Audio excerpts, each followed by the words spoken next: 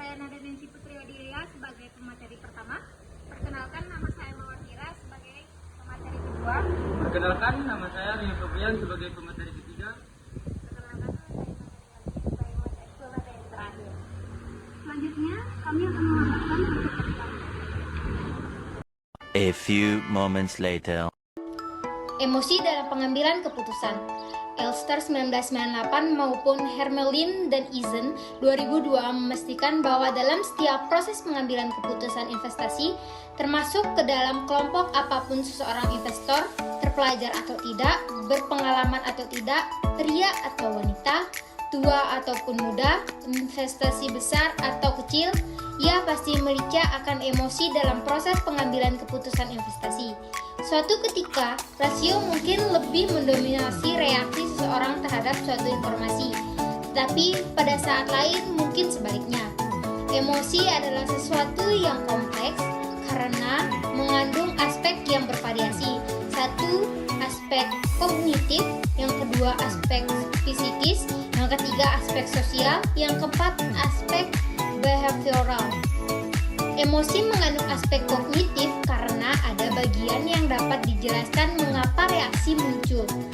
Sementara itu aspek psikis karena emosi lebih berkaitan dengan jiwa daripada dengan fisik seseorang. Rasa sedih yang menimpa orang berbadan kurus dapat saja menjangkit orang yang berbadan jauh lebih tegap. Rasa takut tidak hanya dapat menjangkit orang yang sakit, melainkan juga dapat dirasakan oleh orang yang sehat. Emosi mengandung aspek sosial karena hanya dimiliki manusia yang notabene adalah anggota sistem sosial. Emosi tidak dirasakan oleh hewan maupun benda mati karena mereka bukan anggota sistem sosial sama sekali. Emosi mengandung aspek behavioral karena ia mempengaruhi perilaku seseorang dalam bersikap terhadap informasi yang diperolehnya. Faktor-faktor emosi. Ekman 1992 memperkenalkan emosi dasar atau basic emotion sebagai hasil penelitiannya di berbagai tempat dengan budaya berbeda. Ia menggambarkan suatu keadaan atau kejadian, lalu meminta responden untuk memilih gambar ekspresi wajah yang menurutnya paling sesuai dengan keadaan itu. Ia menemukan ada 6 emosi dasar, yakni kemarahan atau anger, rasa jijik atau muak, disgust, rasa takut, fear, kesenangan, happiness, kesedihan atau sadness, dan terkejut, surprise. Ada beberapa faktor yang dapat membentuk sesuatu menjadi objek internasional, diantaranya adalah sebagai berikut. Pertama, kualitas objek tersebut, sehingga ia dapat dilihat, didengar, dianalisis, bahkan dikagumi sebagai sesuatu yang tidak biasa. Perhatikan contoh yang dipakai oleh Shirley pada tahun 1983 di atas, ketika mengumpamakan objek internasional. Faktor kedua adalah waktu. Bisa saja sesuatu itu biasa-biasa saja, namun karena pada waktu itu tidak ada yang lain yang menyamainya, maka ia menjadi berbeda dan menjadikannya pusat perhatian sebelum menjadi acuan.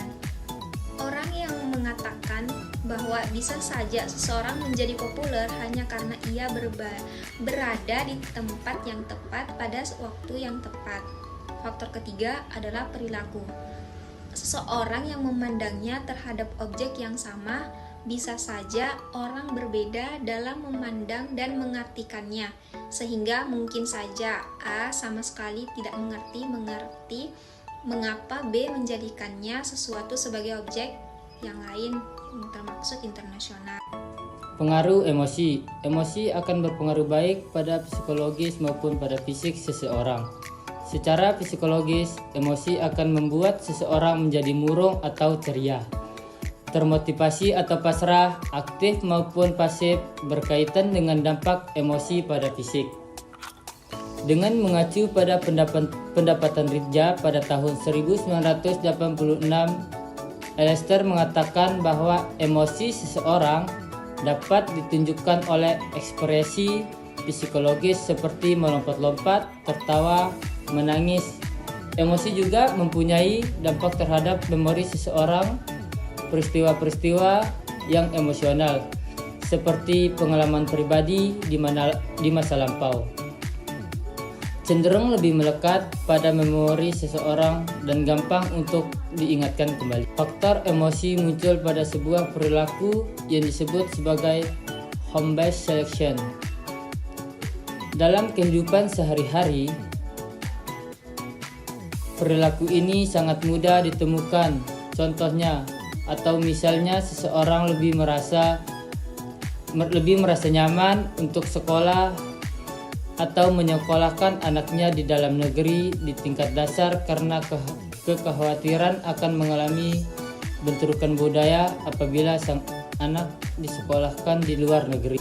Faktor-faktor eksternal emosi. Yang pertama, faktor eksternal lingkungan juga berperan dalam menentukan emosi, perilaku, serta keputusan yang akan diambil seseorang seperti contoh-contoh yang lainnya.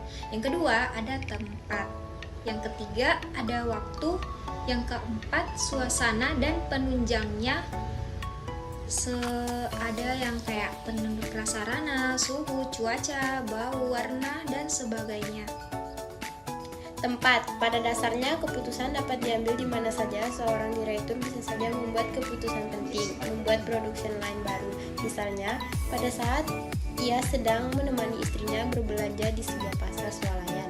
Seseorang investor saham bisa saja mendadak menelpon pialangnya di tengah malam untuk memerintahkan penjualan saham perusahaan tertentu yang dimilikinya. Dengan kata lain, tempat bisa saja menjadi variabel yang tidak relevan.